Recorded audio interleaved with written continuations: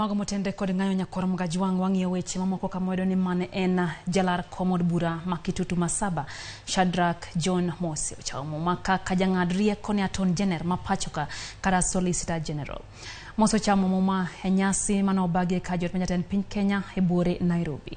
Ruto yando yalo kata walo Mose dwe achiel mokalo ne lemono kendo koro kao kar Kennedy Ogeto ma osebedo kania pisno. Nyasi no yuore gi jodito moriwo koda katon jener mapachoka Justin Muturi.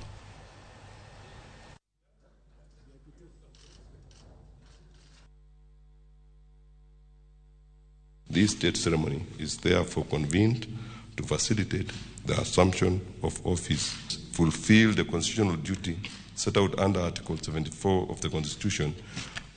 Except with the authority of the President, I will not directly or indirectly reveal the nature or contents of any business, proceedings, or a document of the Cabinet committed to my secrecy.